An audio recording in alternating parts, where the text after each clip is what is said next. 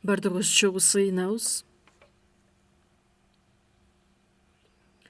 Бізді сүйген біздің райымды ұйық асмандағы Құдай ата. Біз Құдайдан алыстап күнөөгө батқан учурда бардығыбызды өзіңіз аяп, өз сүйүүңүздү тартуулап, Ыйса Машаяқты бұл дүйнөгө жиберип, ал биз үчүн өзүнүн жанын берип, төккөн улуу кан аркылуу биздин күнөөлөрүбүздү түбөлүккө кечирип, кайрадан жазага сотко келбей тургандай кылып, сиздин улуу ырайымыңызды даңктап жашашыбызга жардам бергендигиңиз үчүн ыраазыбыз. Бизге жыйынтыгында түбөлүктүү асман падышачылыкка бара турган үмүттү бергендигиңиз үчүн дагы ыраазыбыз. Ушул саатта Ыйса Теңирдин каны аркылуу куткарылууга ээ болгон адамдардын баардыгы чогулуп, сиздин улуу сүйүүңүздү, ырайымыңызды даңкташ үчүн, сөз үйрөнүшүбүз үчүн жана сиз чакырып алган баарлашууда бир болушубуз үчүн чогулдук. Ушул саатта биз менен чогуу экендигиңизге ишенебиз. Ар бир адамга керектелүүчү ырайымды тартуулап, ар бир адамды бекемдеп, сиздин ашып ташыган ырайымыңызга жана керектелүүчү сөзүңүзгө баардыгыбыз ээ боло тургандай кылып, өзүңүз жардам көрсөтүңүз. Биздин мамлекеттеги жайгашкан жыйындар дүйнөнүн ар бир бурчунда кыйынчылыктарга карабастан өз ишенимин сактап, жакшы кабар үчүн кызмат өтөп келе жаткан биздин баардык бир туугандарга дагы да адашкан адамдарга кайраттуулук менен жакшы кабар сөзүн жеткирип, сиздин улуу иштериңиз аткарылышына жардам бериңиз. Ыйса Теңирдин кайрадан келер убактысына өтө эле аз убакыт калды. Ошондуктан биз жүрөгүбүздү бул убаракерчилик болгон жок болуп кетчү нерселер үчүн бул дүйнөгө берилип жашабастан, өз ишенимибизди бекем сактап, бир гана сизге таянып, көптөгөн жакшы иштерди аткарып жашашыбызга жардам берүүңүздү чын жүрөктөн суранабыз. Ар бир убакытта керектелүүчү сөздү ачып берип, биз бара турган жолду ачык көрсөткөндүгүңүз үчүн, ушул саатта бизге керектелүүчү сөзгө үйрөтүп, биз кандайча татыктуу жашоо менен жашашыбыз керек экендигин көрсөтүңүз. Биздин куткаруучу Ыйса Машаяктын ысымынан сыйындык. Аминь. Даңктоо группасын чогулгабыз.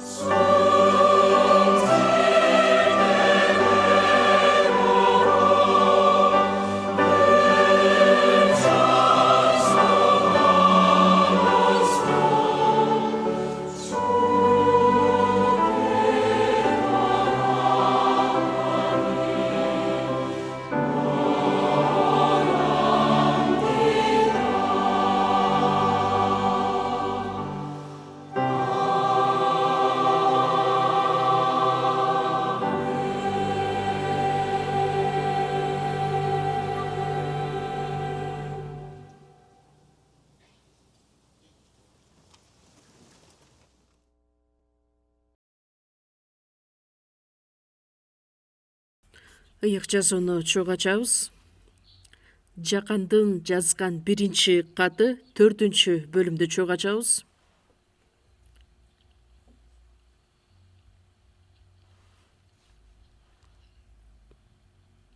Жакандын жазган 1-каты 4-бөлүм 9-аяттан баштап, жаңы келишимдин 1127 бети 1-Жакан 4-бөлүм 9-аяттан 12-аятка чейин. Мен окуп берейин. 1-Жакан 4-бөлүм 9-дан 12-ге чейин. Кудайдын сүйүүсү бизге бул аркылуу айкын болду. Уулу аркылуу өмүргө ээ болушубуз үчүн Кудай бул дүйнөгө өзүнүн жалгыз уулун жиберди. Сүйүү деген мындай: биз Кудайды сүйгөн жокпуз, бирок ал бизди сүйгөндүктөн биздин күнөөлөрүбүз үчүн өз уулун ырайым курмандыгы катары берди. Сүйүктүүлөрүм, эгерде Кудай бизди ушундай сүйсө, анда биз да бири-бирибизди сүйүшүбүз керек. Кудайды эч ким эч качан көргөн эмес. Эгерде биз бири-бирибизди сүйсөк, анда Кудай биздин ичибизде жашайт жана биздин ичибизде анын жеткилең сүйүүсү бар.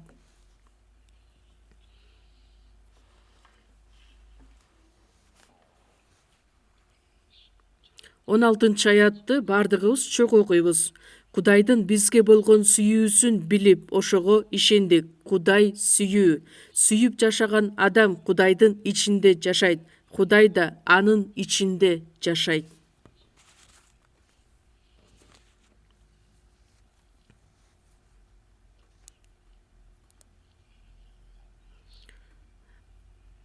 Жакан жазган 1-кат бул Ыйсанын 12 шакиртинин бири, эң эле кенже шакирт элчи Жакан жөнүндө айтылат.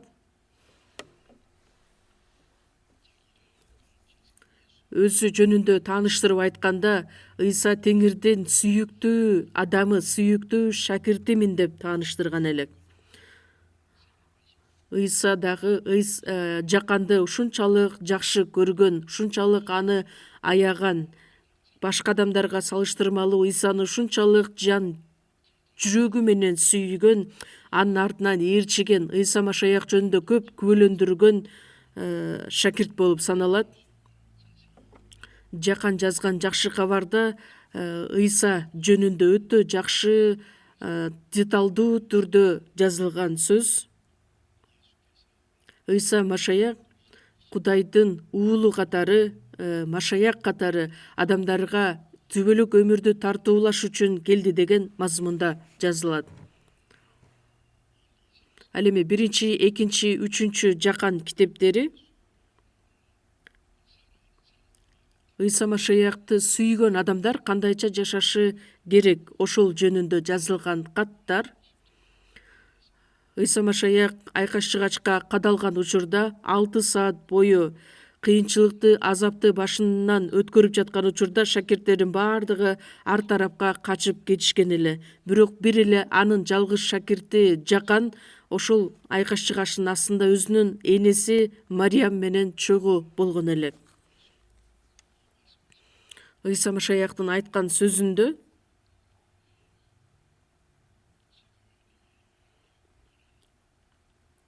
Жаканга айтып көрсөтөт, Мариямды айтып менин энем дейт. Ошол айкаш-чыгачтын алдында турган учурда эң эле биринчи адамдык байланышты түзүп берген сенин энең.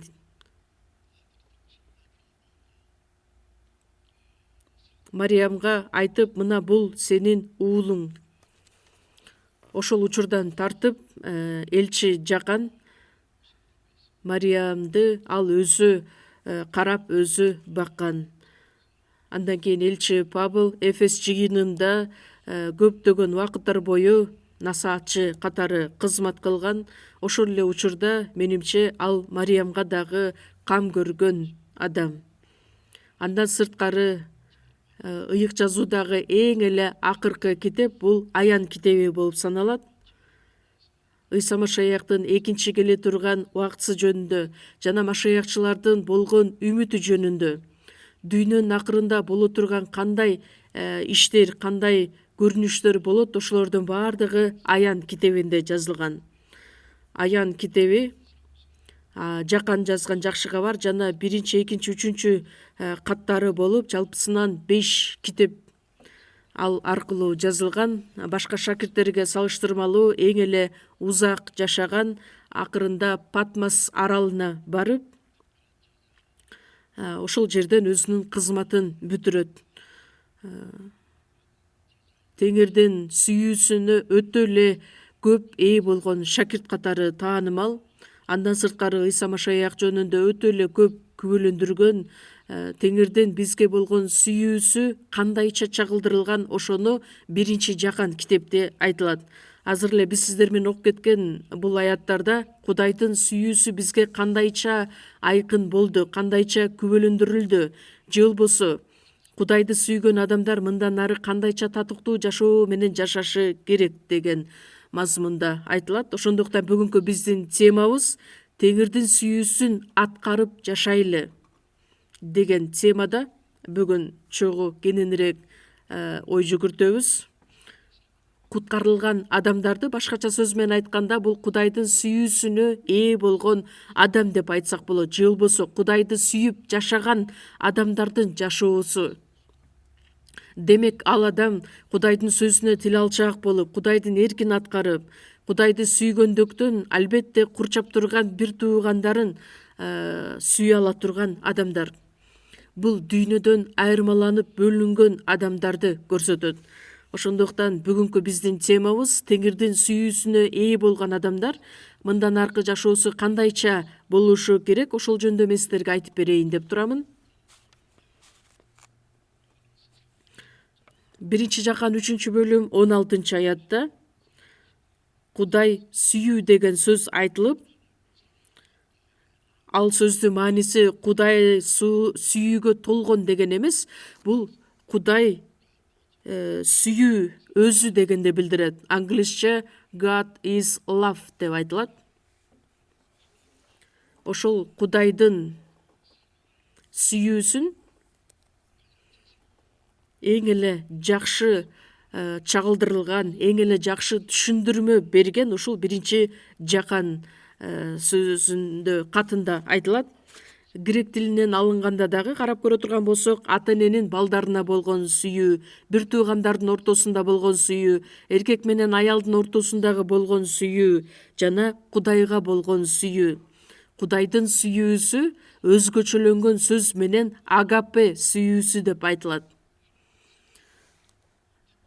Өзгөчө сүйүү бул абсолюттук түрдөгү сүйүү, ыйык сүйүү, түбөлүк сүйүү, шартсыз сүйүү, жеткилең сүйүү. Агапе деген сөз менен белгиленет дагы. Ошол агапе сүйүүсү менен Кудай бизди сүйөт. Кудайдын бизге болгон сүйүүсүн биз таанып билдик. Кудай сүйүү. Биринчи Жаканда эле эмес, жалпысынан эле,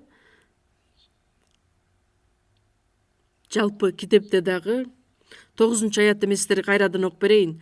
Кудайдын сүйүүсү бизге бул аркылуу айкын болду. Уулу аркылуу өмүргө ээ болушубуз үчүн Кудай бул дүйнөгө өзүнүн жалгыз уулун жиберди. Кудайдын сүйүүсү бизге бул аркылуу айкын болду. Бир дагы адам Кудайды көргөн эмес. Байыркы келишимде Израиль эли аркылуу Кудай өзүнүн керемет күчүн ар кандай жышаандар, кереметтер аркылуу көрсөтүп иштеп келген эле. Бирок Израиль элинин ичинен бирөөсү дагы Кудайды көргөн эмес. Андан сырткары Ыйса Машаяк бул дүйнөгө келгенден кийин адамдын жаны куткарылышы үчүн куткарылуу ишин аткарган. Бирок жаңы келишимде дагы бир дагы адам Кудайды көргөн эмес. Ошондуктан Ыйсанын шакирттеринин ичинен Филипп Ыйсага мындайча кайрылат. Теңир бизге атаңды көрсөт деп. Ыйса ошол учурда эмне деп жооп берет? Мени көргөн адам атамды да көргөн болот. Анан бизге атаңды көрсөт дегенин кандай? Жакан 1-бөлүмдө айтылат, Кудайды эч ким эч качан көргөн эмес. Аны бизге атанын ичиндеги жалгыз уулу көрсөттү. Ыйса Машаяк аркылуу ата өзүн бизге көрсөттү. Кудайды көз менен көрбөсөк дагы ал адамдын бейнесинде бул дүйнөгө келди. Ыйса Машаяк адамдарга Кудайдын сөзүн жеткирип, Кудайдын сүйүүсүн тартуулап, Кудай өзү ким экендигин бизге баардык тараптан далилдеп көрсөтүп берди. Кудайдын керемет күчү дагы Ыйса Машаяк аркылуу көрсөтүлгөн. Чындыгында Ыйса Машаяктын бул дүйнөгө келгени бул Кудайдын өзүн бизге көрсөтүш үчүн, таанып билдириш үчүн.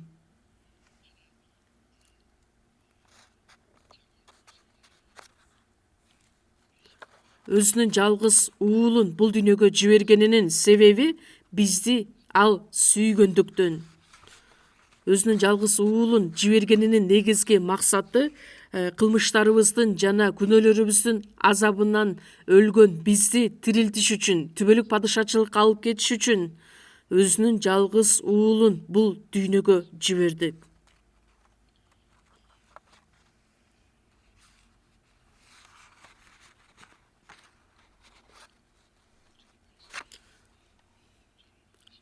Тогузунчу аятты кайрадан окуп берейин. Кудайдын сүйүүсү бизге бул аркылуу айкын болду. Уулу аркылуу өмүргө ээ болушубуз үчүн Кудай бул дүйнөгө өзүнүн жалгыз уулун жиберди. Өзүнүн жалгыз уулун жибергендиги бизди куткарып алыш үчүн. Эмне үчүн? Анткени биз өлгөн адамдар элек. Кудай жараткан адамдардын баардыгы бир адам аты аркылуу күнөөгө баткан адамдар болуп төрөлгөндүктөн.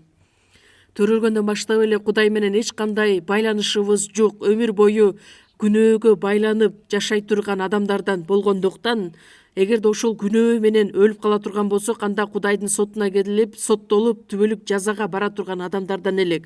Бирок биздин түбөлүккө өлүп калышыбызды каалабастан, бизди куткарып алыш үчүн өзүнүн жалгыз уулун адамдын бейнесинде бул дүйнөгө жиберди. Бизди сүйгөндүктөн.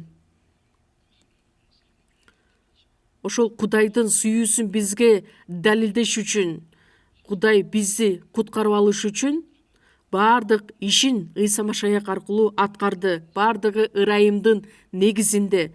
Кудайдын ырайымын түшүнүп, сүйүүсүн кабыл ала турган болсок, албетте биз куткарылууга ээ болобуз.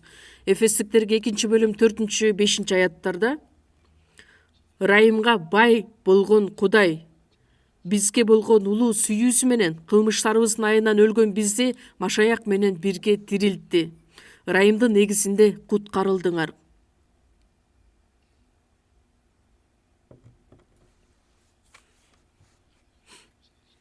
Ырайымга бай болгон Кудай. Бул демек бизди аяй турган, ырайым кыла турганы, бул эч кандай шарт талап коюлбайт. Адам баласы төрөлгөндөн баштап эле Кудайдан алыстап, өмүр бою күнөөгө батып, жаман иштеринин негизинде Кудайдын астында душман болуп жашаса дагы, Кудай адамды эч качан жалгыз калтырган жок. Өзүнүн ырайымы менен бизге болгон сүйүүсүн арнап, улуу сүйүүсүн арнап, кылмыштарыбыздын айынан өлгөн бизди Машаяк менен бирге тирилтти. Ким ошол чындыкты кабыл алса, ошого ишенсе, куткарылган адам болот. Ырайымдын негизинде куткарыласыңар. Эфестиктерге 2-бөлүм 1 аятта кылмыштарыңардын жана күнөөлөрүңөрдүн айынан өлгөн силерди тирилтти. Түбөлүк жазаага бизди жибербеш үчүн, бизди куткарып алыш үчүн, асман падышачылыкка жибериш үчүн Ыйса бул дүйнөгө келди деп айтылат. Биз Кудайды сүйгөн жокпуз. 10-аятта. Биз Кудайды сүйгөн жокпуз. Ал бизди сүйгөндүктөн биздин күнөөлөрүбүз үчүн өз уулун ырайым курмандыгы катары берди. Биз Кудайдан алыстап, күнөөгө батып, шайтандын бийлиги астында жашаган адамдардан элек. Анан шайтандын бийлиги астында жашап отуруп кантип Кудайды сүйө алат элек? Кудайга жакпаган ар түрлүү күнөөгө, кылмыштарга толуп жашаган адамдардан элек. Римдиктерге 5-бөлүмдө жаман иштерибиздин негизинде Кудайдын астында душман болуп жашаган адамдардан элек. Кудайга каршы чыккан адамдардан элек. Душман кезибизде эле Ыйса биз үчүн өлүп, бизге Кудай өзүнүн сүйүүсүн көрсөткөн.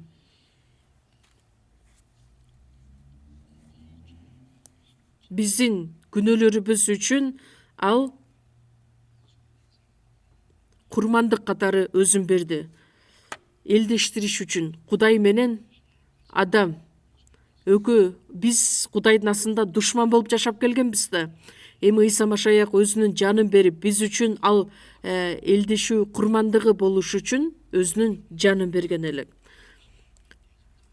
Кудай тарапта жашай турган адам баласы шайтандын бийлиги астында шайтан менен кошо жашаган эле. Душман болгон бизди куткарып алыш үчүн, Кудай менен элдештириш үчүн Ыйса Машаяк бул дүйнөгө келди дагы бизди бардык күнөөдөн арылтып, Кудай менен элдештириш үчүн. Биздин күнөөлөрүбүз үчүн өз уулун ырайым курмандыгы катары берди.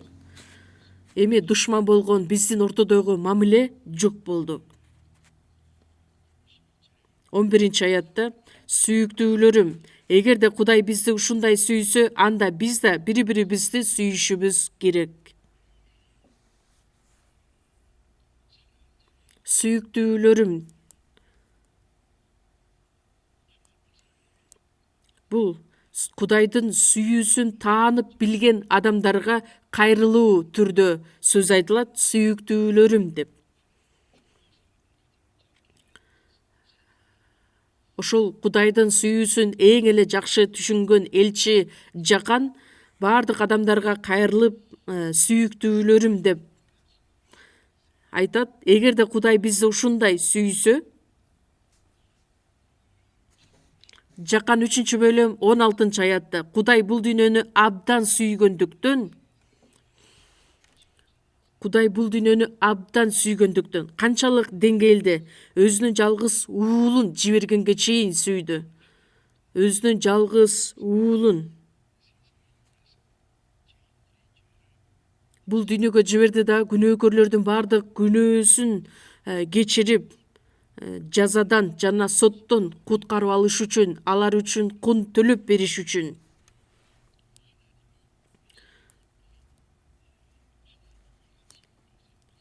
Кудай бизди ушунчалык деңгээлде сүйдү. Өзүнүн жалгыз уулун бизге аябастан ал өлгөнгө чейин барган элек. Мисалы үчүн бир адамдын өзүнүн жакшы көргөн жалгыз уулу бар дейлик. Өзүнө каршы чыккан бир жаман адам боло турган болсо, ошол жаман адамды, душман болгон адамды куткарып калыш үчүн өзүнүн жалгыз уулун өлүмгө жибере турган болсо, анда бул өзгөчө сүйүү болуп саналат. Ошондой сыяктуу эле Кудай бул дүйнөнү абдан сүйгөндүктөн өзүнүн жалгыз уулун берди. Ага ишенген ар бир адам өлбөстөн түбөлүк өмүргө ээ болсун деп берди. Кудайдын жалгыз уулу Ыйса биз үчүн өлүп, эми ага ишенген ар бир адам өлбөстөн түбөлүк өмүргө ээ болсун деп, кайрадан жазага, сотко келбесин деп.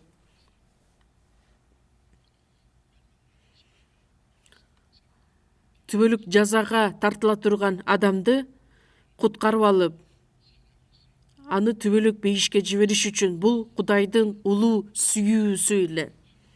Сүйүктүүлөрүм, эгерде Кудай бизди ушундай сүйсө, бул куткарылган адамдарга айтылган сөздөр. Биз дагы Кудайдын сүйүүсүн тааныган адамдарбыз да.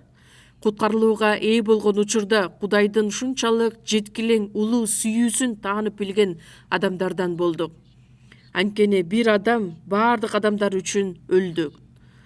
Айкаш жыгачта 6 саат бою кадалып, баардык азапты башынан өткөрүп, эң акырында аткарылды деген сөздү айтат. Эмнени аткарды?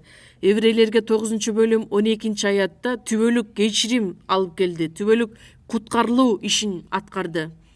Биз үчүн өзүнүн жанын берип, андан кийин 3 күндөн кийин өлүм бийлигин жеңип, кайрадан тирилди.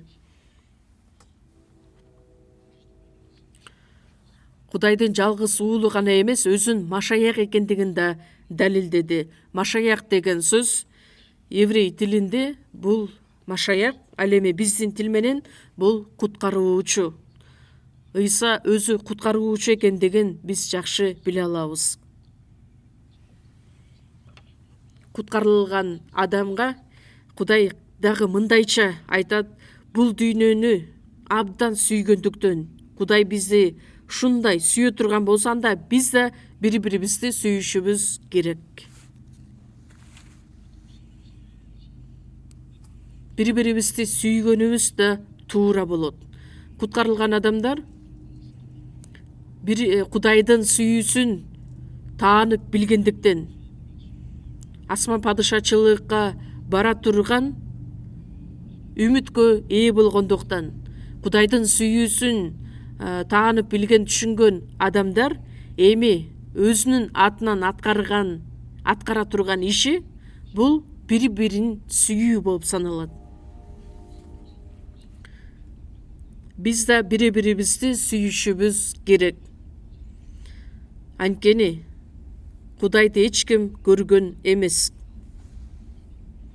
Эгерде биз бири-бирибизди сүйсөк, анда Кудай биздин ичибизде жашайт. Бул сөздөр дагы өтө керемет сөздөр. Элестетип көрсөңүздөр, эгерде биз бири-бирибизди сүйсөк, анда көзүбүз менен көрбөгөн Кудай биздин ичибизде жашаган болот. Бири-бирин сүйүп жашаган адамдардын арасында Кудай өзү чогуу болот. Биздин ичибизде анын жеткилең сүйүүсү болот. Куткарылган адамдардын жамаатында, куткарылган адамдардын арасында Кудайдын жеткилең сүйүүсү аткарылат. Ар бир жеке адам Кудайдын сүйүүсүн таанып билген болсо, ал жеткилең түрдө иш жүзүндө аткара албайт.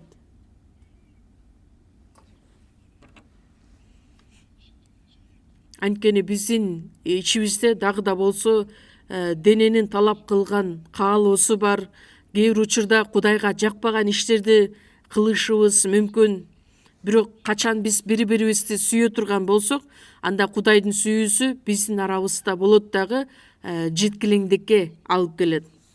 Мисалы үчүн адам жалгыз өзү отуруп, чоң тамгалар менен сүйүү деп жазып отуруп, анан бир бөлмөнүн ичине карап, сүйүү деген жакшы сөз, бири-бирибизди сүйүшүбүз керекпиз деп жалгыз отуруп, ошол сүйүүнү карап отура берсе, анда сүйүү иш жүзүндө аткарылабы? Сүйүү деген сөз бул бири-бирин сүйө ала турган адамдардын курчоосунда болушу керек. Ошондуктан ал акырындык менен жеткилеңдикке жете алат. Мисалы үчүн адамдык сүйүүнү деле карап көрө турган болсок, аял менен эркек экөө такыр эки бөлөк адам болсо дагы, бири-бирин сүйөт дагы, анан экөө үйлөнөт, үй бүлө курушат, анан өмүр бою бири-бирин сүйгөнгө, жакшы көргөнгө аракет кылышат дагы, бири-бирине сүйүүсүн арнап жашашат. Акырындык менен ошол сүйүү өсүп келет. Кээ бир учурда жакшы тараптары болот, жаман тараптары болот, бирок ошого карабастан бири-бирин сооротконго, бири-бирине жардам көрсөткөнгө, көмөктөшкөнгө аракет кылып жашап келишет. Мисалы үчүн азыр Америкада же болбосо батыш тарапта карап көрө турган болсоңуздар, парктарда жаштар бири-бирин ушунчалык кучакташып, өбүшүп отурган окуяларды көрсөң болот. Үйүнө барып деле кылса болот, анан эмне үчүн элдин көзүнчө ошолорду жасап отурушат, мен билбейм. Бирок ал көрүнүш аябай деле жакшы көрүнүш эмес. Бирок ага салыштырмалуу ошол эле скамейкада, паркта чачтары ак баскан кемпир менен чал отурат дагы, андан кийин ушунчалык бири бирин сүйкүмдүү көз караш менен карап, бири бирине сүйүүсүн арнап отурган болот. Экөөбүз өмүр бою бир жашоону жашап өттүк, балдарыбыздын баардыгын чоңойттук, баардыгы бөлүнүп кетти, эми экөөбүз гана калды. Ошондо кемпири чалына кайрылып айтат: кымбаттуу, менден биринчи кете көрбө.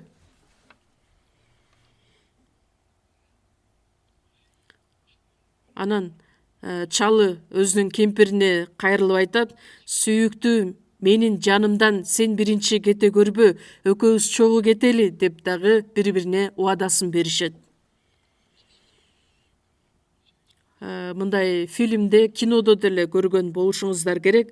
Согуш учурунда, согуш талаасында үй бүлөсү ар тарапка таркап чачырап кетишет дагы. Анан кийин бир нече убакыт өткөндөн кийин Кореяда жолугушат дагы. Бирөөсү Германияга, бирөөсү Кореяда калышат. Андан кийин көптөгөн убакыттар өткөндөн кийин экөө бири бирине жолугушат дагы. Андан кийин үйлөнүшөт, балдары төрөлөт. Андан кийин картайып калган учурда. Ушул кино өтө кызыктуу, көргөн болушуңуздар керек. Чалына кайрылып айтат: абышкам, эмне үчүн мага үйлөндүң эле?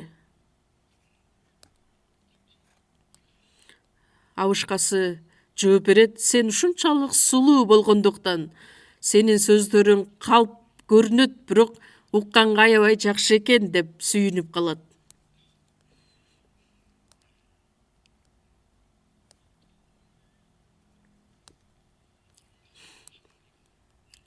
Анан чалы кемпиринен сурайт: анда сен айтчы, сен мага эмнеге күйөөгө тийдиң эле, деп. Сени сүйгөндүктөн тийдим да, дейт. Калп айтсаң дагы мейли, уккулуктуу экен. Өтө жакшы сөздөр менен айтылат.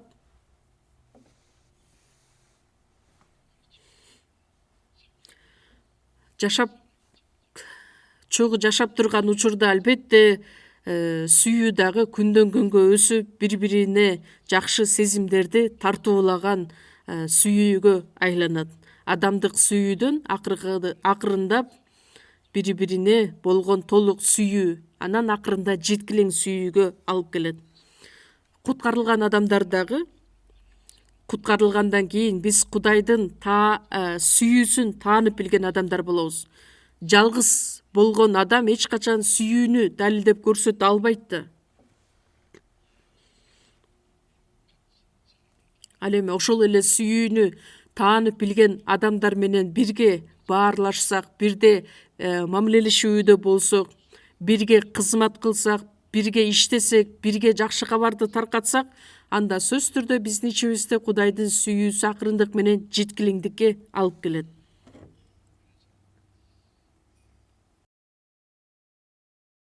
12 аятта: Кудайды эч ким эч качан көргөн эмес. Эгерде бири-бирибизди сүйсөк, куткарылган адамдар бири-бирин сүйсө, анда Кудай биздин ичибизде жашайт. Кудай каякта? Ким менен?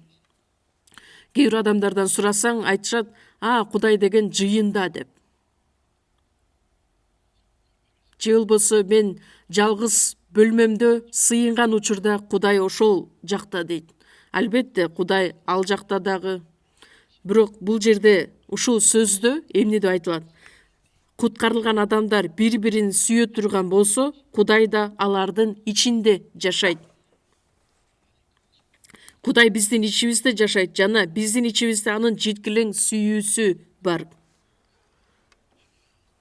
Ал сүйүү акырындык менен дагы да чоң деңгээлге жетип, Матай 5-бөлүм 48 аятта: асмандагы атаңар кандай жеткилең болсо, силер да ошондой жеткилең болгула. Адам баласы кантип Кудайга окшош болуп жеткилең боло алат эле. Бирок куткарылгандан кийин Машаяк менен бирге тил алчаак болуп, бир баарлашууда боло турган болсок, акырындык менен биз дагы Кудайга окшош болуп, Кудайдын табиятындай кылып бизди өзгөртүп келет. Галатиялыктарга 4-бөлүм 19-аятта силерден машаяк көрүнгөнгө чейин мен кайрадан толгоо азабын тартканга даярмын. Машаяктан өмүргө, сүйүүгө ээ болгон адам эми Кудайдыкындай табиатка ээ болушу үчүн бардык тараптан өзгөрүлүшү керек акырындык менен. Балдары дайыма ата энесин көрүп чоңоюшат дагы, анан сапаттары дагы, мүнөзү дагы көп эле ата энесине окшош болушат. Ошондой эле жогорудан төрөлгөн адамдардын бардыгы биз Кудайга окшош болуп жашайбыз. Асмандагы атаңар кандай жеткилең болсо, силер да ошондой жеткилең болгула. 2 Петр 1-бөлүмдө Кудайдыкындай табиатка ээ болушуңар үчүн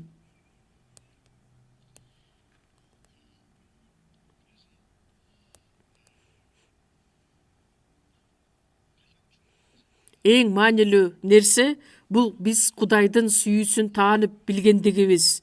Эми ошол сүйүүгө ээ болуп мындан ары да жашай алабыз.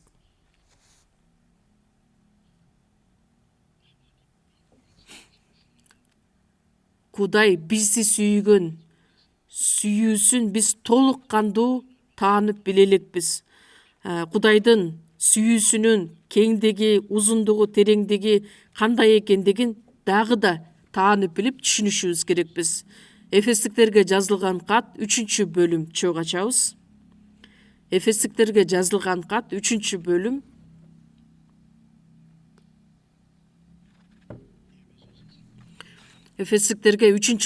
18-аят.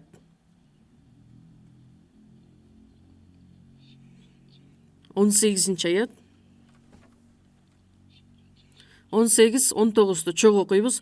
Ошондой эле сүйүүгө тамырланышсын жана негизделишсин. Бардык ыйыктар менен бирге Машаяктын сүйүүсүнүн кеңдиги менен узундугу, тереңдиги менен бийиктиги эмне экенин түшүнө алышсын деп, акыл жеткис ошол сүйүүнү таанып билишсин, Кудайдын толуктугуна толушсун деп сыйына. Бардык ыйыктар менен бирге руханий жашоо менен биз жалгыз жашай албайбыз. Куткарылган адамдар менен биргеликте, ыйыктар менен биз бул дүйнөдө бир үй бүлө болдук. Жаңы төрөлгөн бала, аны ата энеси, биринчи төрөлгөн байкеси, эжеси бардыгы курчап турат. Куткарылгандан кийин биз дагы руханий жашоодо бардык ыйыктар менен, куткарылган адамдар менен бирге Кудайдын толуктугуна толушубуз керекпиз. Албетте, Кудайдын сүйүүсүн толугу менен таанып,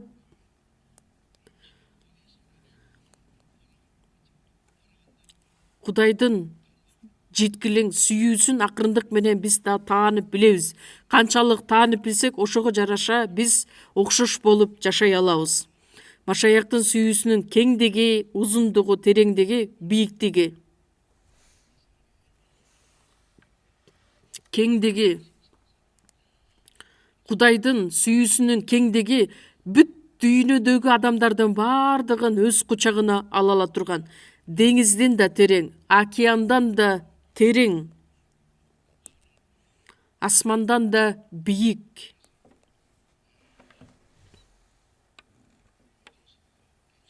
Бардык ыйыктар менен бирге Машаяктын сүйүүсүнүн кеңдигин, узундугун, тереңдигин, бийиктигин эмне экенин түшүнө алышыбыз үчүн. Теге бийик жылдыздардан дагы, жылдыздардан баштап бул жерге чейин жете турган сүйүү. Тереңдеги теге бир жердин түпкүрүнө чейин кете турган.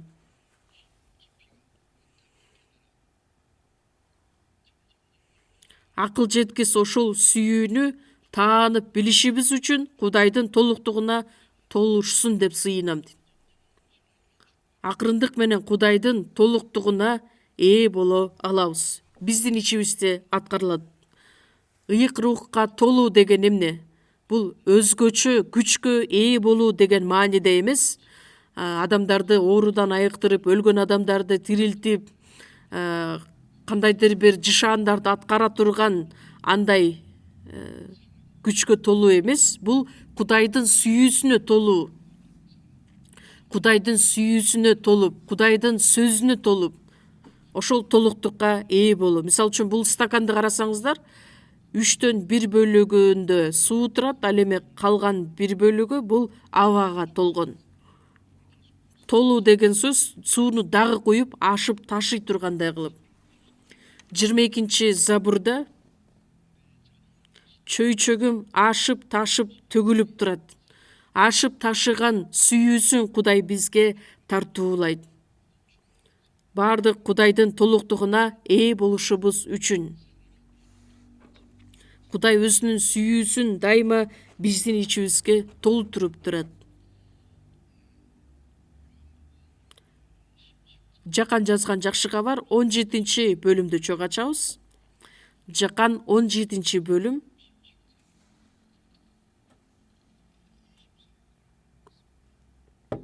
23-аятты окуйбуз.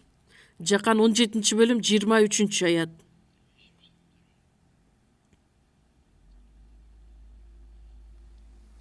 Мен окуп берейин. Алардын ортосунда толук биримдик болушу үчүн сен менин ичимде болгондой, мен алардын ичинде болоюн. Мени сен жибергендигиңди, мени кандай сүйсөң, аларды да ошондой сүйөрүңдү дүйнө билсин.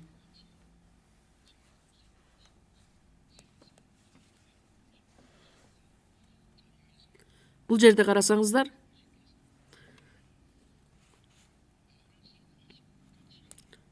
атам мени кандай сүйгөн болсо, аларды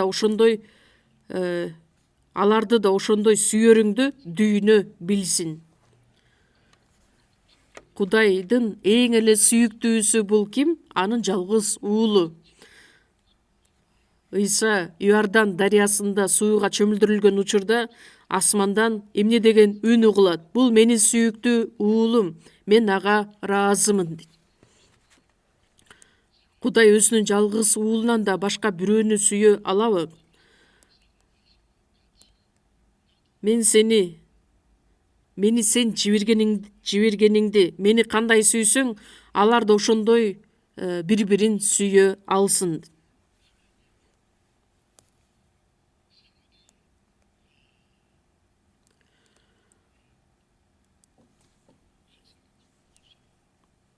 Кудайдын сүйүүсүн толугу менен Ыйса өзүнүн жашоосунда көрсөтүп чагылдырган элек. Атам мени кандай сүйгөн болсо, аларды да ошондой сүйөрүңдү бул дүйнө билсин. Кудай ата өзүнүн жалгыз уулун сүйгөндөй эле, Кудай бизди дагы сүйдү. Түшүнүп жатасыздарбы?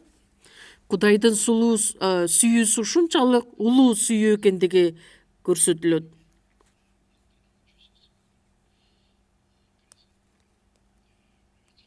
Ошондуктан биз дагы бир нерсени айта кетсек болот. Башталыш 22-бөлүмдө 2-аятта Кудай Ыбрайымга мындайча сөз айтат.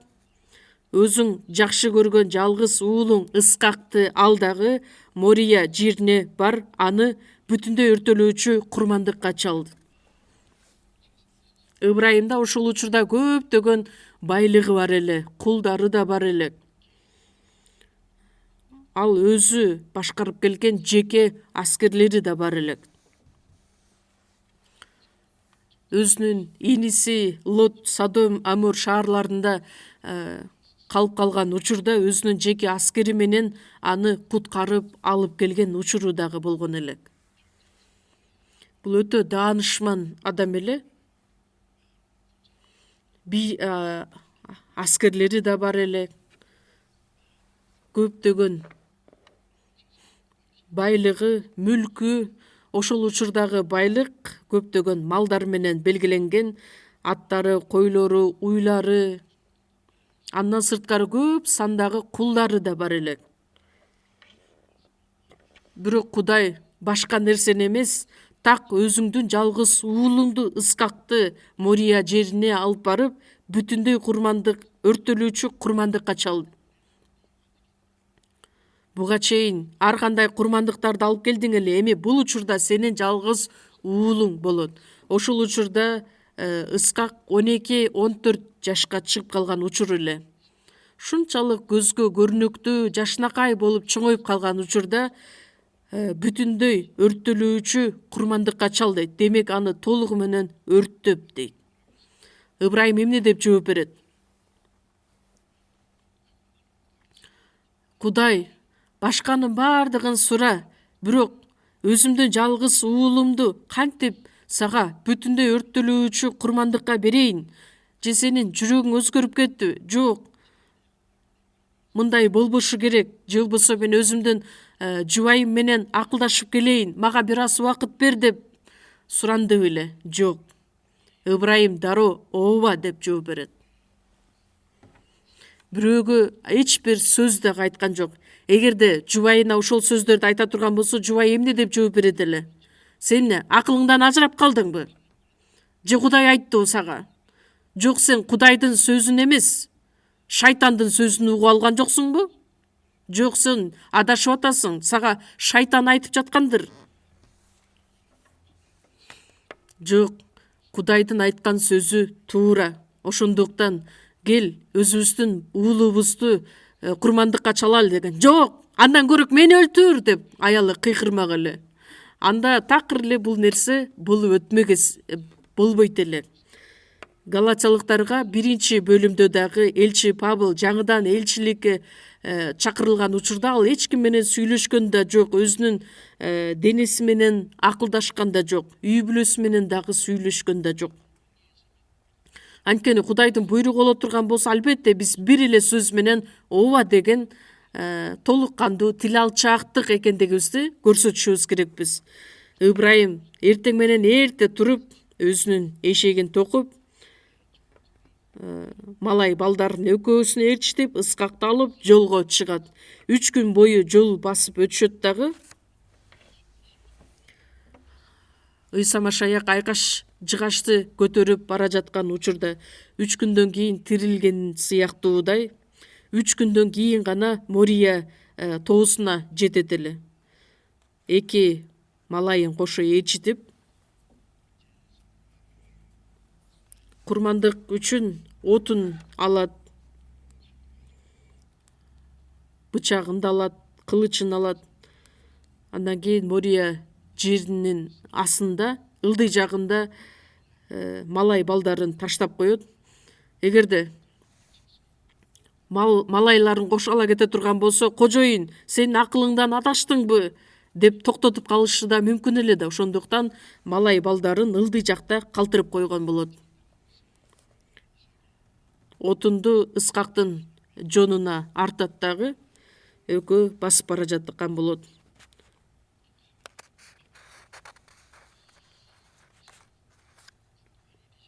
Анан Ыскакты кызыктырган бир суроо пайда болду. Буга чейин дагы атасы курмандык алып келген нерсени көрүп келген да. Ата, мына бул жерде отун да бар, бычак да бар. Ал эми Кудайга арнай турган курмандык каякта? Мына курмандык сенсиң деп жооп берди беле. Антип жооп бергенге дагы жүрөгү чыдаган жок.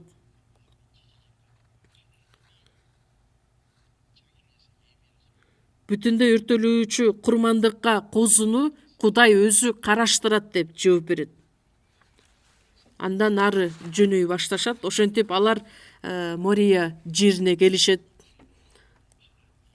Курмандык чалынуучу жай куруп, отундарды коюп, анан өз уулу Ыскакты байлап курмандык чалынуучу жайга үстүнө жаткырат.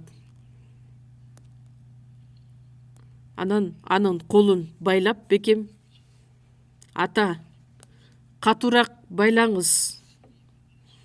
Ыскакты билесиздер, ушунчалык тил алчаак бала болгон.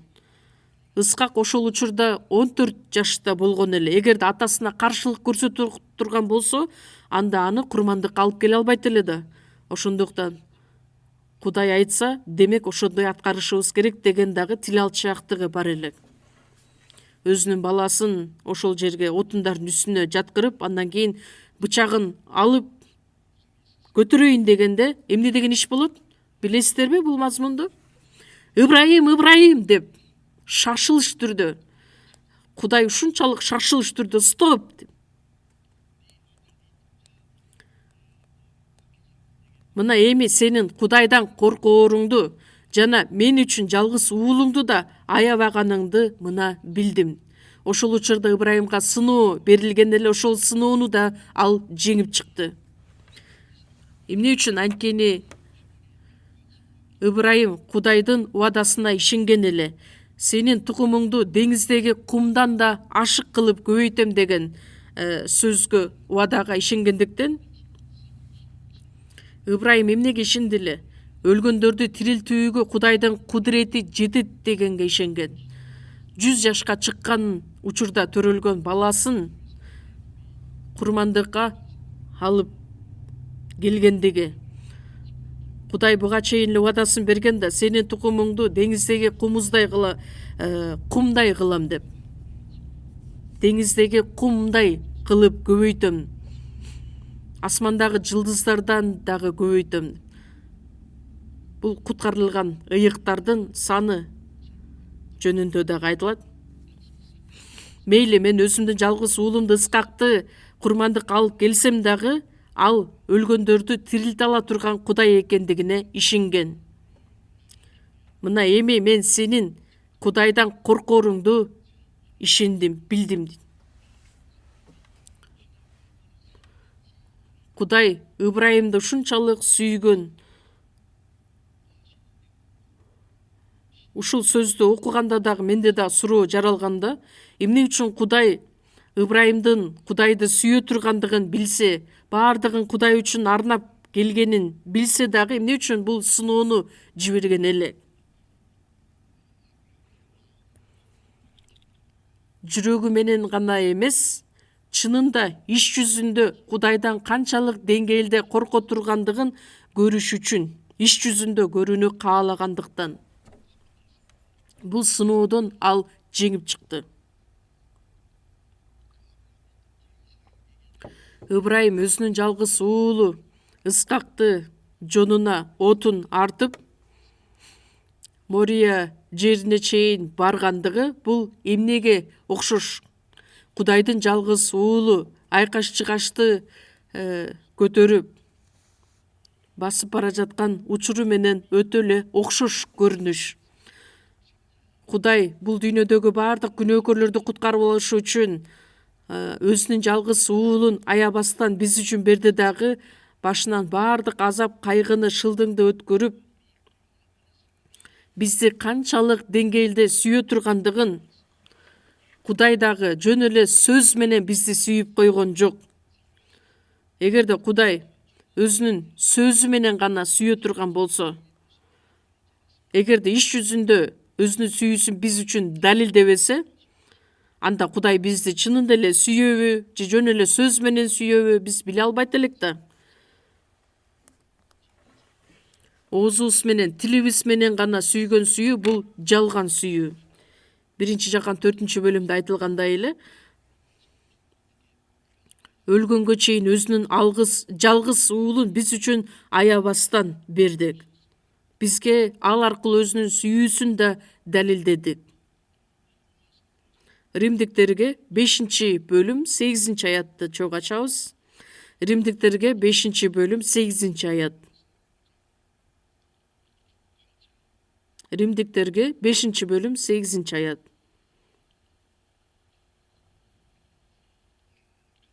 Чогуу окуйбуз. Машаяк болсо биз күнөөкөр кезде биз үчүн өлдү.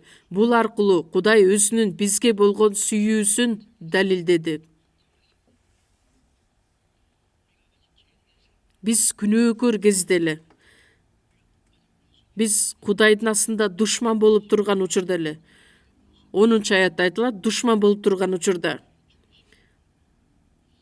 уулунун өлүмү аркылуу күнөөкөр кезибизде Ыйса биз үчүн өлдү. Кудай өзүнүн сүйүүсүн далилдеди, көрсөттү. Биз Кудайдан алыс жашасак да, күнөөгө баткан учурда да, күнөөбүздүн негизинде душман болуп турган учурда биз үчүн өзүнүн уулунун өлүмү аркылуу бизди элдештирди. Сүйүүсүн да далилдеди. Мындан артык сүйүү жок.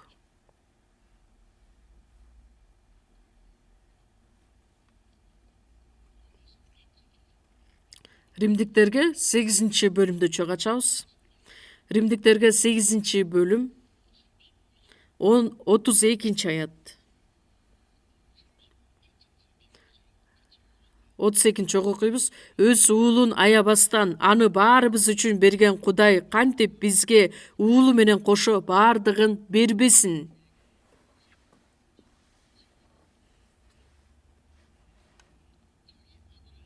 Өзүнүн уулун аябастан,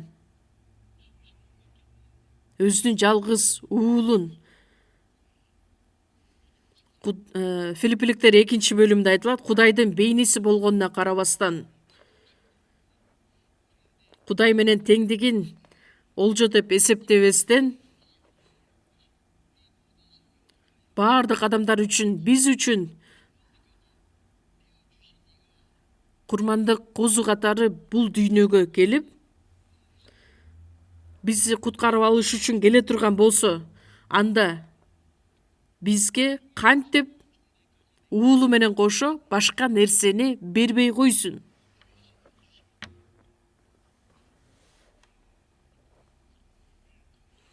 Биз ошол кереметтүү Кудайдын сүйүүсүнө, ырайымына ээ болуп, куткарылууга ээ болгон адамдарданбыз. Эфестиктерге 2 бөлүм 4 аятта ырайымга бай болгон Кудай бизге болгон улуу сүйүүсү менен кылмыштарыбыздын айынан өлгөн бизди Машаяк менен бирге тирилтти. Улуу сүйүү эми менин жүрөгүмдө жашайт. Мага түбөлүк шаттык алып келет. Кудайдын улуу сүйүүсү шунчалык керемет сүйүү экендигин баардыгын сөз менен жеткере алгыс. Ыйык жазуунун негизинде Кудайдын улуу сүйүүсү канчалык керемет экендигин биз таанып биле алабыз. Мисалы үчүн апалардын майрамы келген учурда кичинекей балдар ырдап беришет го. Теги алыс ачык асман бийик турса дагы, андан дагы бийик нерсе бул апамдын сүйүүсү. Теги бийик турган асмандан да бийик, деңизден да терек эненин сүйүүсү. Ошондой ырды билесиздерби? Ырды ырдайт дагы анан кийин апасынын тилин укпай коюшат. Билесиздерби? Анан ал баланын ырдаган ыры дагы жалган болуп калат. Энесинин сүйүүсү, атасынын сүйүүсү, эненин сүйүүсү деп айтса, аталар таарым калбасын деп, ата эненин сүйүүсү деп, ата энелердин күнү деп белгилеп коюшкан. Бийик сүйүүнү түшүнгөн болсо, анда ата энесине тили алчаак болуп жашашы керек да. Биз деле даңктуу ырларын жакшы ырдайбыз го. Мурункуга караганда Кудайды мен жакшы сүйөм деп. Менин теңирим болгон Ыйсага ушунчалык ыраазымын, аны сүйөм деп. Ыйса мен үчүн шунчалык өзүнүн өмүрүн арнап берсе, мен аны азыр сүйөмбү? Силер сүйөсүңөрбү Ыйсаны? Эсибизге келсе, бир аз ага кызматыбызды кылып коюп, унутуп калсак, мейли эми жашай берейин деп жашай берсек, ал чыныгы сүйүү болуп эсептелинбейт. Ошондуктан Аян китеби 1 бөлүм 5 аятта чок эле ачып көрөлү. Келиңиздер, чок ачабыз. Эң акыркы китеп Аян китеби 1 бөлүм 5 аят.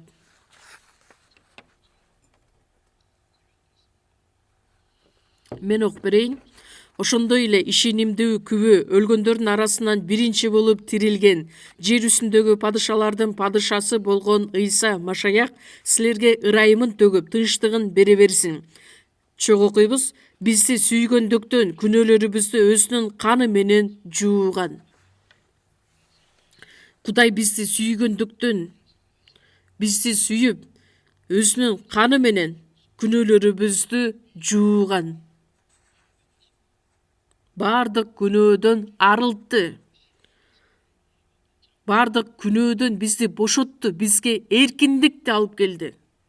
Бардыгы Кудайдын сүйүүсү менен аткарылган иштер.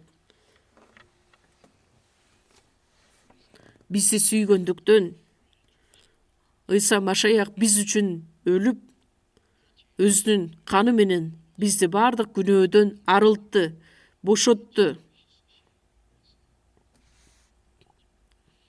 Бардыгын өз каны менен жууп салды. Тессалоникалыктарга жазылган экинчи кат, экинчи бөлүм. Тессалоникалыктарга жазылган экинчи кат, экинчи бөлүм, 16 аятты дагы чогуу окуйбуз. Экинчи Тессалоникалыктарга экинчи бөлүм, 16 аят. Чогуу окуйбуз. Теңирибиз Ыйса Машаяк өзү жана бизди сүйгөн, өз ырайымы менен бизди түбөлүк сооруткон, бизге жакшы үмүт берген Кудай атабыз. Бул жерде карасаңыздар, Теңирибиз Ыйса Машаяк өзү бизди сүйгөн, бизге түбөлүк сооронуч, бизге жакшы үмүт берген Кудай атабыз. Бизди сүйгөндүктөн түбөлүк сооруткон, жакшы үмүт берген, асма падышачылыкка бара турган, үмүт тартуулаган.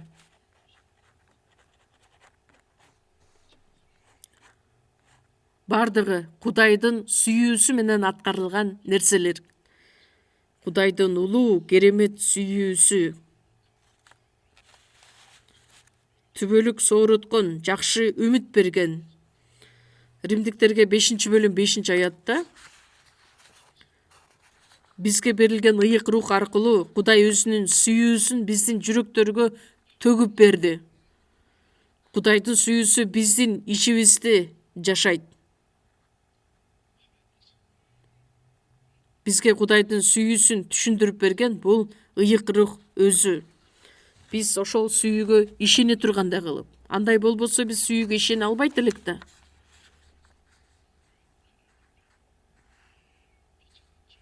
Кудайдын асында өтө аянычтуу күнөөкөр болуп, куткарылууга ээ болууну ушунчалык чын жүрөктөн каалап, ошого умтулган учурда ыйык рух биздин ичибизде иштеп, Кудайдын улуу сүйүүсүн, улуу ырайымын биз түшүнө тургандай кылып, кабыл ала тургандай кылып жардам берип иштеген. Эми Кудайдын сүйүүсү биздин жүрөктөрүбүзгө төгүлгөн. 1 Корунтуктар 2 бөлүм, чогуу ачабыз. 1 Корунтуктар 2 бөлүм,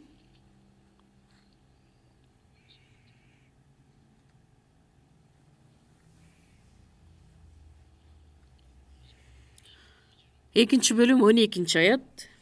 Чогуу окуйбуз. Кудайдын бизге эмне бергенин билишибиз үчүн биз бул дүйнөнүн рухун эмес, Кудайдын рухун кабыл алдык.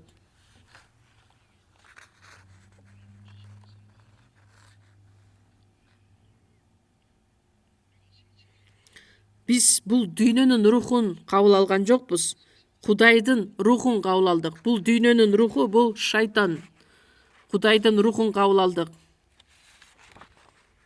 Анткени Кудай бизге эмне бергенин билишибиз үчүн. Ырайым аркылуу берилген нерселердин бардыгын түшүнүшүбүз үчүн ыйык рух келген. Ыйык рух келип, Кудайдын сүйүүсүн түшүндүрүп, биз ишене тургандай кылып жүрөгүбүзгө төгүп берди. 1 Жакан 4 бөлүм 16 аятта Кудайдын бизге болгон сүйүүсүн таанып билип ишендик. Ал сүйүүнү таанып биле тургандай кылып ыйык рух дагы иштеди. Жардам көрсөттү.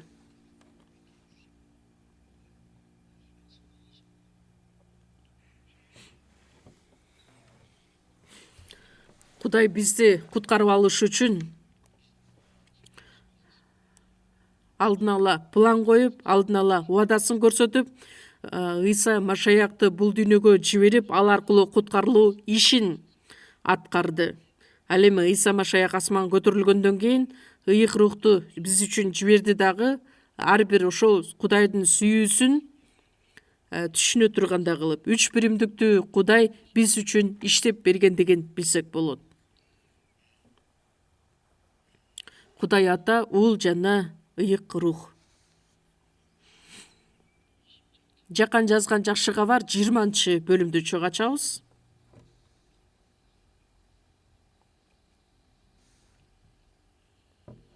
Жакан жазган жакшы кабар 20-бөлүм.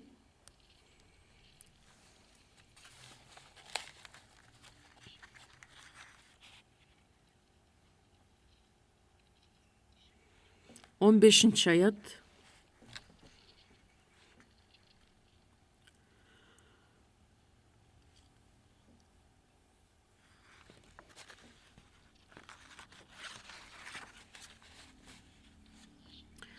Кечиресиздер, 21-бөлүм, 15 аят.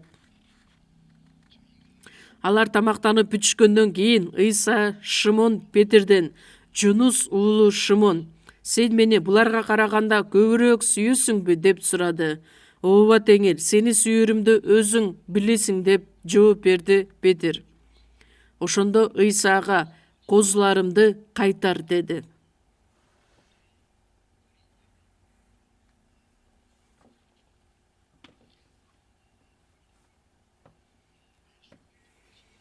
Ыйса Машаяк тирилгенден кийин өзүнүн шакирттерине көрүнөт дагы. Галилея көлүндө шакирттерине көрүнөт. Шакирттер ошол учурда бир жерде чогулган болот.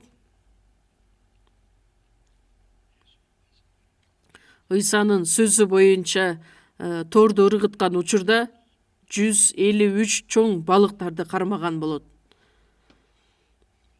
Андан кийин дөңгө көтөрүлүп келген учурда Ыйсанын бышырган балыгы, наны баардыгын Ыйса өзү даярдап койгон элек. Отто келгиле, жегиле деп айткан учурда тирилген Ыйса өзүнүн шакирттери менен бирге өзү даярдаган тамак, чогуу бул чогуу өткөргөн убактысы ушунчалык жашынакай көрүнүштө сүрөткө калтырсак өтө жакшы болмок. Ким сүрөт тарта алса ошону тартып көрбөйсүздөрбү? Биздин арабызда сүрөт тарткан жакшы бир туугандарыбыз бар. Ушул көрүнүштү тартып көрсөңөр да болот. Ошол учурда Петерге Ыйса кайрылып сурайт: "Жунус уулу Шимон".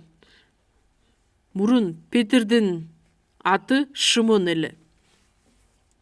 Анын атасы Жунус элек. "Жунус уулу Шимон, сен мени буларга караганда көбүрөөк сүйөсүңбү?" Эмне үчүн? Анткени Ыйса Машаяк өлгөнгө чейин Петр буга чейин айтып келди эле да. Башка адамдардын баардыгы сенден баш тартса да, мен сенден баш тартпайм. Мен сени эч качан таштабайм. Баардыгы сени таштап кетсе да, мен сени таштабайм. Түрмөгө барсаң да мен чогуу барам, өлсөң да чогуу өлөм деп. Ыйса айтты эле: "Жок. Бүгүн түнү короз 2 жолу кыйкырганча сен менден 3 жолу баш тартасың. Жок, мен сенден кантип баш тартмак элем? Өлсөм дагы сени менен кошо өлөм." Андан кийин Ыйсаны кармап кеткен учурда, Рим аскерлери Ыйсаны кармап кеткен учурда шакирттери баары арт тарапка качып кетет. Петр дагы Ыйсанын артынан ээрчип бара жатканда: "Бул дагы Ыйсанын шакирти эмес беле?" дегенде: "Жок, мен шакирт эмесмин." Жок, мен Ыйсаны тааныбайм. Бир дагы жолу эмес, 3 жолу. Ал дагы корккондуктан адамдардын астында 3 жолу баш тарткандыктан, анан короз кыйкырган учурда Ыйсанын айткан сөздөрү эсине түшөт дагы, анан ылдый башка жака өзүнчө барып ушунчалык ыйлайт. Менимче короз кукареку деп кыйкырган сайын ыйлаган болуш керек. Менимче өмүр бою тооктун этин жебейм деген да болушу керек.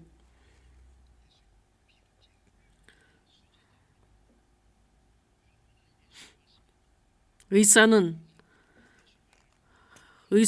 сөзү боло турган болсо, бардык нерсеге барам деп. Петр ушунчалык чыдамкай, ушунчалык жада калса суунун үстүнөн барып баскан Петр эле. Анан кантип ал коркок болуп калды эле. Буга чейин анын атымы Шимон эле, эми жаңы ысым Петр болот. Эми жаңыдан баштайлы. Башында Петрди Галилея көлүнүн жагынан жолуктургандыктан, тирилгенден кийин кайра эле ошол Галилея көлүнө келип, бул адамдарга караганда мени көбүрөөк сүйөсүңбү деп сураганда, менимче Петрдин бети ушунчалык кызарды болуш керек. Бирок Ыйса чынында, Петр боло башка шакирттер дагы Ыйса Кудайдын жалгыз уулу экендигин дагы толук түшүнө албагандыктан, бирок Ыйса качан өлүп кайрадан тирилгенден кийин Петр дагы башка шакирттери дагы чынында Кудайдын жалгыз уулу экендигине толук кандуу ишеним пайда болгон. Башка адамдарга караганда мени көбүрөөк сүйөсүңбү дегенде, ооба Теңир, сени сүйөрүмдү өзүң билесиң деп жооп берет. Эми тирилген Ыйсаны көрөөрү менен мурунку адамдык сүйүү, сезим менен болгон сүйүү эмес. Теңир, сени сүйөрүмдү өзүң билесиң деп жооп берет. Ошондо Ыйсага козуларымды кайтарды. 3 жолу суроо берет, 3 жолу Петр ага ушул жоопторду кайтарат. 3 жолу адан баш тарткандыктан. Эгерде ушул бойдон калтыра турган болсо, анда шакирттердин арасында да көптөгөн түшүнбөстүктөр пайда болмок. Мына Петр, сен 3 жолу Ыйсадан баш тарткан адамсың деп бири-бирине ушундай сөздөр айтылмак эле. Бирок ошол Петрди кайрадан өзүнүн калыбына алып келиш үчүн 3 жолу суроо берет, 3 жолу окшош жооптарды айтат, козуларымды кайтарды. Ыйса өзүнүн козуларын Петрге тапшырып берет.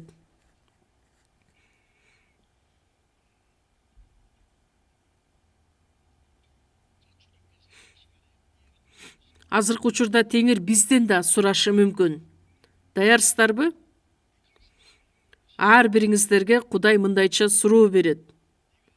Сен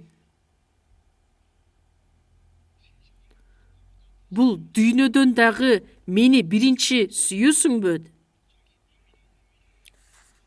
Ата энесинен да, балдарынан да мени биринчи сүйө албаган адам мага татыктуу эмес. Ата энеси, атасы, энеси, балдары, бир туугандары, албетте алар бизге жакын, биз аларды сүйөбүз. Бирок алар биздин жаныбыз үчүн эч нерсе кылып бере албайт да. Биз үчүн алар өлүп бере алышабы? Биздин жаныбызды куткарып бере ала турган бир да адам барбы? Кудайдын ырайымынан башка эч нерсе жок. Ошондуктан бул дүйнөдөн да, ата энебизден да, бир туугандарыбыздан да артык мени сүйөсүңбү деп жооп берүүбүз керек да.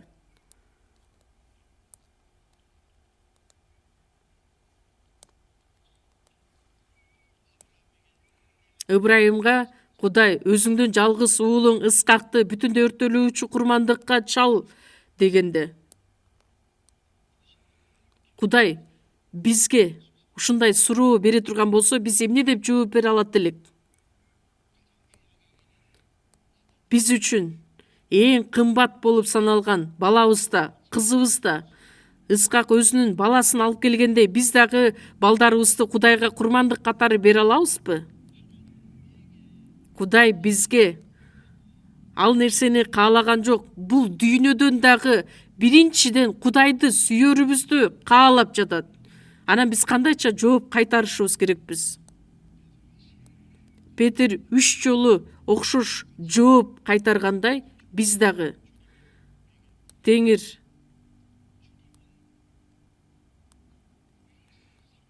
бизди сүйгөндөй эле, биз да аны сүйүп, ал үчүн канчалаган иштерге даяр экенибизди көрсөтө алышыбыз керекпиз. Кудай дагы биздин сүйүүбүзгө ээ болууну каалайт. Сен мени сүйөсүңбү?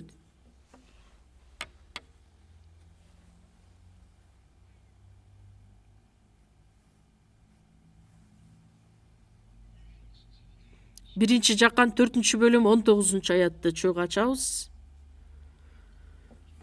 Биринчи Жакан 4-бөлүм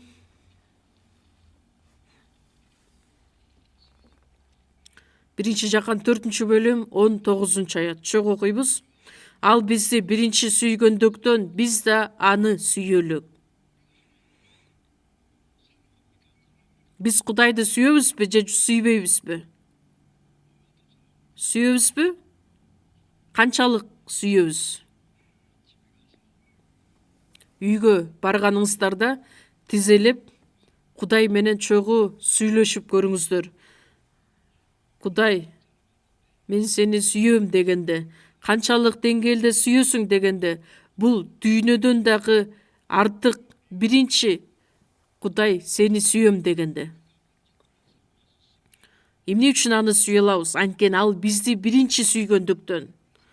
Кудай бизди биринчи сүйгөндүктөн биз да аны сүйөбүз.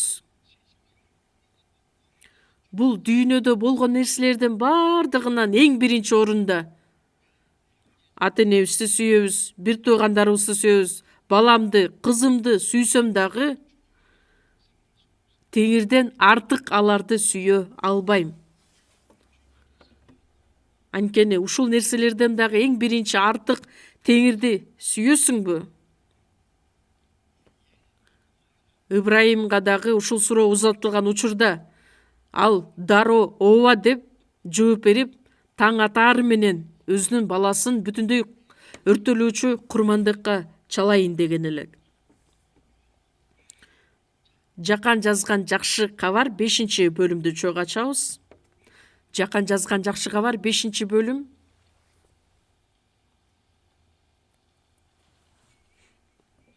Жакан 5-бөлүм 42-аят.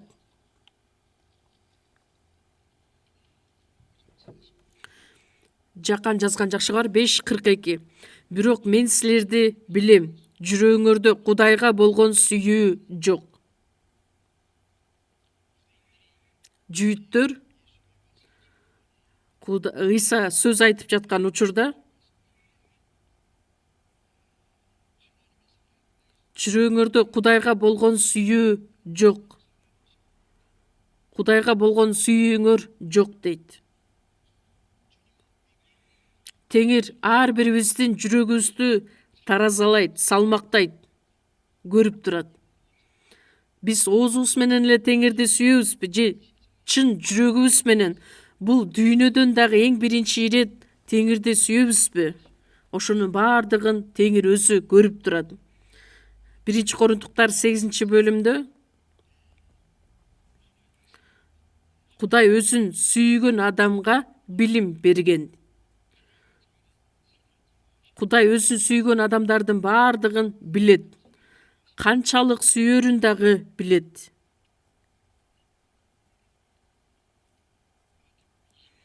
Матай 22-бөлүмдө 37-аятта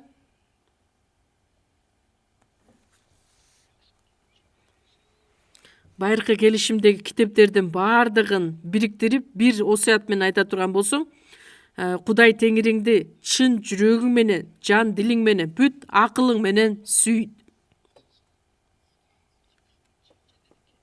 Бул эң биринчи жана эң маанилүү осуят. Байыркы келишимде да Кудайдын берген осуяты Кудай теңириңди чын жүрөгүң менен, жан дилиң менен, бүт акылың менен сүйт. Ошол биринчи осуят. Ошол осуятты ким аткара алды? Адамдардын баардыгы Кудайды өзүнүн кызыкчылыгы үчүн колдонойн дешти. Эгерде ошондой максатта Кудайды сүйө турган болсо, албетте Кудай ал адамга эч нерсесин бербейт.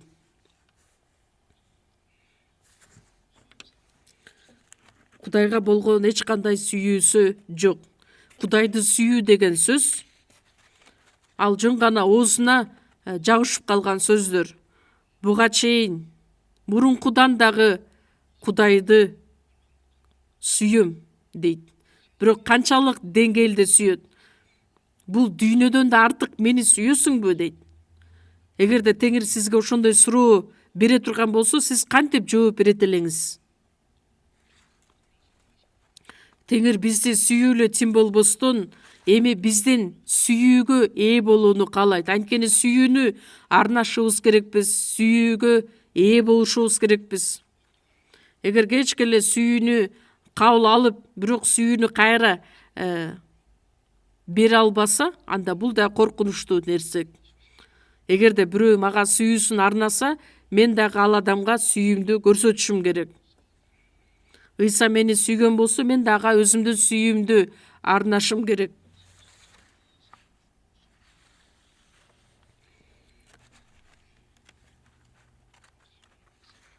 Кудайдын сүйүүсү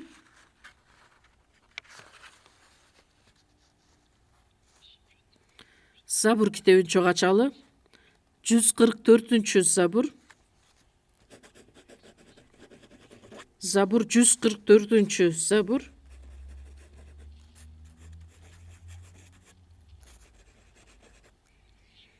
Жыйырманчы аятты карайбыз.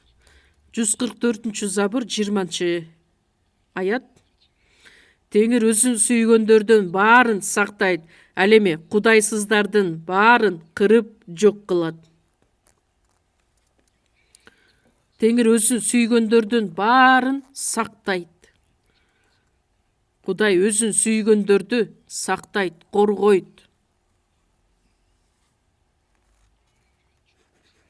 Биз Теңирди сүйө турган болсок, Теңир биз үчүн өлүп берди да, бизди куткарды да. Тозокко бара жаткан күнөөкөрдү ал өзүнө чакырып, бизди Кудайдын баласы кылды. Ошондуктан биз бул дүйнөдөн дагы Кудайды, Теңирди артык сүйгөнүбүз бул туура нерсе. Мында өзгөчө бир нерсе жок. Эгерде биз Кудайды, Теңирди сүйө турган болсок, Теңир өзү сүйгөндөрүн баарын сактайт. 1 Петр 1 бөлүм 8 аятта: силер Ыйсаны көрбөсөңөр да сүйөсүңөр. Азыр дагы аны көрбөстөн ага ишенип, сөз менен жеткире алгыс кубаныч менен кубанып, ишенимиңердин максатына, жаныңардын куткарылышына жеттиңер. Кудайдын ырайымын кабыл алып, биз куткарылдык. Ыйсаны да сүйөбүз. Сөз менен жеткире алгыс кубаныч менен кубанабыз. Кудайды сүйүп, тил алчаак болгон жашоо менен, сөз менен жеткире алгыс кубанычка толуп жашайсыңар. Жыйынтыгында жаныңардын куткарылышына жеттиңер.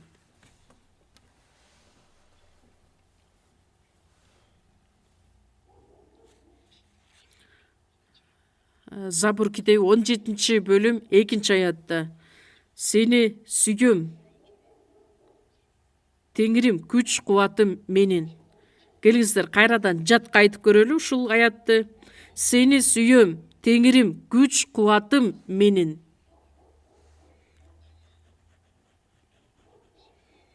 Менин өмүрүм болгон Теңирим, менин түбөлүк үмүтүм болгон Теңирим, менин күч кубатым болгон Теңирим, сени сүйөм.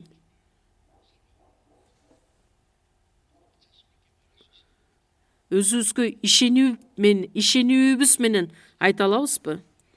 1-жаккан 3-бөлүм 18-аятта сөзүбүзчө тилибиз менен эмес, ишибиз менен, чын жүрөгүбүз менен сүйөлү. Сөз менен, тил менен сүйүп коюу бул жалган сүйүү.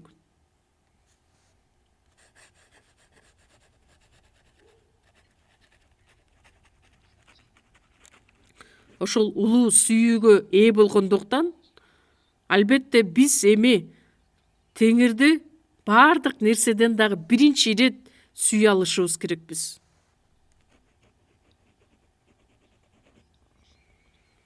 Экинчи Корунтуктар 5-бөлүмдү чогуу ачабыз. Бир нече аятты чогуу ача кетели. Экинчи Корунтуктар 5-бөлүм 14-аят. 5-бөлүм 14-аят. Чогуу окуйбуз. Анткени Машаяктын сүйүүсү бирөө баардыгы үчүн өлдү, демек баардыгы өлүштү деп ойлогон бизди ошентүүгө милдеттендирет. Машаяктын сүйүүсү бизди милдеттендирет. Демек бекем байлады. Машаяктын сүйүүсү бизди кул кылып алды өзүнө. Эми биз Машаяктын артынан ээрчип жашаган адамдар болуп калышыбыз керекпиз. Машаяктын сүйүүсү бизди бекемдейт. Теңирдин сүйүүсү менен куткарылып, Теңирдин сүйүүсү менен дем алып, азыр дагы биз жашап жатабыз. Теңирдин сүйүүсү менен жашап отуруп, кайрадан ал менен чогуу жолугушабыз. Теңирдин сүйүүсү менен түбөлүк бейишке, падышачылыкка да барабыз. Бирөө баардыгы үчүн өлдү, демек баардыгы өлүштү. Мага окшогон күнөөкөрдү жөн калтырбастан Ыйса өзүнүн жанын берди. 15-аят. Жашап жаткандар эми өздөрү үчүн эмес, өздөрү үчүн өлгөн жана кайра тирилген Машаяк үчүн жашашы үчүн, Машаяк баардыгы үчүн өлгөн.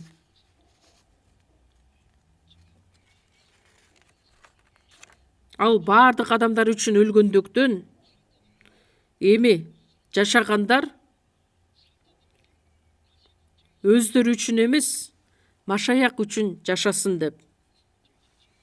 Куткарылган адам эми өзү үчүн жашай албайт. Анда ким үчүн жашайт? Өзү үчүн өлүп, кайра тирилген Машаяк үчүн жашайт.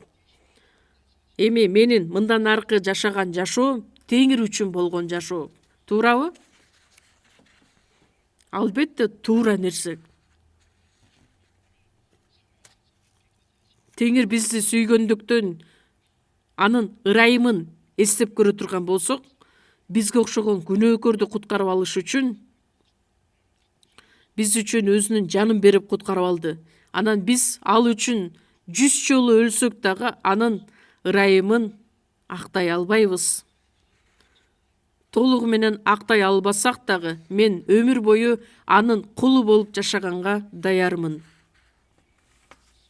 Ал биздин башчыбыз болду. Римдиктерге 14-бөлүмдү да чогуу ачабыз.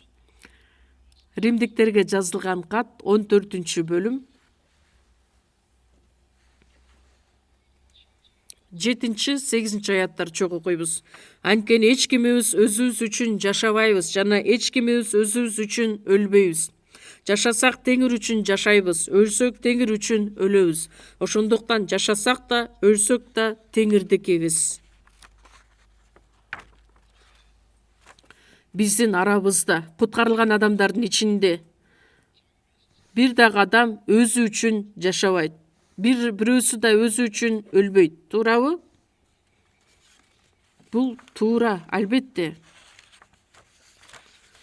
Анткени эч кимибиз өзүбүз үчүн жашабайбыз, эч кимибиз өзүбүз үчүн өлбөйбүз. Анткени куткарылган адам кантип өзү үчүн өлүп, өзү үчүн жашай алсын? Өзү үчүн жашап, өзү үчүн өлө турган болсо, анда мени кечирип коюңуздар, ал каргыш. Ал жашоонун кандай мааниси бар? Бул дүйнөдө биз Теңирдин ырайымын актап жашашыбыз керекпиз. Теңир үчүн өзүбүздүн өмүрүбүздү арнап жашаган жашоо. Ошондуктан эч кимибиз өзүбүз үчүн жашабайбыз, эч кимибиз өзүбүз үчүн да өлбөйбүз. Жашасак теңир үчүн, өлсөк да теңир үчүн. Жашасак да теңир үчүн, өлсөк да теңир үчүн. Жашасак да өлсөк да кимдикибиз? Теңирдикибиз. Силер өзүңөргө таандык адамдар эмес. 1-Корунтуктар 6-бөлүм 19-аятта силер кымбат баада сатылып алынгандыктан эми баарыңар теңирдикисиңер. 1-Корунтуктар 7-бөлүм 23-аятта кымбат баада сатылып алынгандыктан Кудай өзүнүн жалгыз уулун жиберип биз үчүн өлүп бергендиктен эми мен адамдын кулу эмес, дининин кулу да эмес, бир гана Ыйса Машаяктын кулу болуп жашашыбыз керекпиз. Ошондуктан Ыйса өлүп кайрадан тирилген теңир үчүн, жашашыбыз үчүн. Ал биздин теңирибиз, жашообуздун негизги башчысы. Ошондуктан мындан аркы жашообузду теңир үчүн арнап, Кудайдын сүйүүсүнө бекемделип, биз теңирди канчалык жүрөгүбүз менен сүйөбүз, ал дайыма бизди карап турат. Зиддендорф ал өзү граф болгондуктан Германиядагы бир музейдин ичинде айкаш-чыгачта кадалган Ыйсанын сүрөтүн көрөт дагы, ошонун астында тизесин бүгүп отурат. Мына, мен сен үчүн баардыгын аткарып бердим. Сен мен үчүн эмне кылдың? Англисче what are you doing for me? Мен сен үчүн өзүмдүн өмүрүмдү арнап өлүп бердим. Сен мен үчүн эмне кылдың? Деген суроо жазылган эле. Ошол учурда граф Зиддендорф эч бир нерсе айта албастан шунчалык шолоктоп ыйлайт. Теңир мен үчүн ушунчалык кыйналып өлдү эле. Эми мен теңир үчүн эмне кыла алдым? Деп ордуна турардын алдында ал мындайча убада берет экен. Мындан аркы жашоомду баардыгын теңир үчүн жашайм дейт. Ал граф болгондуктан өзүнүн бүт байлыгын жакшы кабар үчүн арнайт. Анан Джон Весли менен жолугат дагы бүт өзүнүн мүлкүн жакшы кабар үчүн өткөрүп берет дагы, биргеликте чогуу кызмат кылган адам. Анан өмүрүнүн аягына чейин теңир үчүн жашап көз жумган адам. Биз дагы мындан үлгү алсак болот. Бизди куткарып алган Ыйса Машаяк үчүн жашашыбыз керекпиз. Мен силерге айта турган сөзүм өтө көп эле. Кийинки жумада дагы айтып берейин. Дагы бир нерсени айта кетейин дедим эле. Азыркы учурда өзүңүздөр байкагандай чыгышта өтө коркунучтуу согуш болуп жаткан учуру. Кээ бир адамдар айтып келишет, 3-чү дүйнөлүк согуш башталып кетпейби? Мен айтарым, жок, бул жолкусунда эмес. Мен каяктагы саясатчы белем же, каяктан билет элем? Ыйык жазуудагы айтылган 3-чү дүйнөлүк согуш ал башка болот. Ал эми азыркы учурда болуп жаткан согуш бул бизге анонс катары алдын ала көрсөтөт. Мисалы үчүн кино көрсөтүүлөрүнүн астында атайын анонс кичинекей бир үзүндү көрсөтүлөт го. Ошондой сыяктуу эле азыркы болуп жаткан коркунучтуу согуштагы боло турган 3-чү дүйнөлүк согуштун анонсу катары көрсөтүлгөн. Эгерде азыр анонс катары көрсөтүлгөн болсо, анда чыныгы окуя, чыныгы согуш качан, кайсыл убакытта болуп өтөт? Менимче биз тирүү кезибизде ушул дүйнөдө болуп кетиши мүмкүн. Анткени бүгүн болсо дагы теңир кайрадан келип калышы да мүмкүн. Бүгүн келсе дагы ал баардыгы туура болот. Бул 3-чү дүйнөлүк согушта бирөө жеңип, бирөө жеңиле турган согуш эмес, Кудай соттой турган убакыт келет. Азыркы учурда 3000ден ашык адам көз жумду деп айтылат. ошондуктан ушул согуш болгонго чейин Ыйса кайрадан бул дүйнөгө келет. Ошондуктан Ыйса менен жолугушубузга татыктуу жашоо менен жашашыбыз керекпиз. Чогуу сыйынабыз. Биздин ырайымдуу Кудай Ата, Ыйса Теңир биз үчүн өлүп төгүп берген улуу каны аркылуу биздин күнөөлөрүбүздүн бардыгы түбөлүккө кечирилген деген биз таанып ага ишенебиз. Бизди бардыгыбызды өзүңүздүн балдарыңыз кылып, асман падышачылыкка барышыбыз үчүн түбөлүктүү даңктуу үмүт бергендигиңиз үчүн ыраазыбыз. Мындан аркы жашообузду бир гана сиздин эркиңиз үчүн жашашыбызга жардам бериңиз. Биздин арабызда эч кимибиз өзүбүз үчүн жашап, өзүбүз үчүн өлбөстөн, жашасак да, өлсөк да бардыгын сиздин даңкыңыз үчүн аткарышыбызга бизди жетектеп жардам бериңиз. Биздин куткаруучу Ыйса Машаяктын ысымынан сыйындык. Аминь.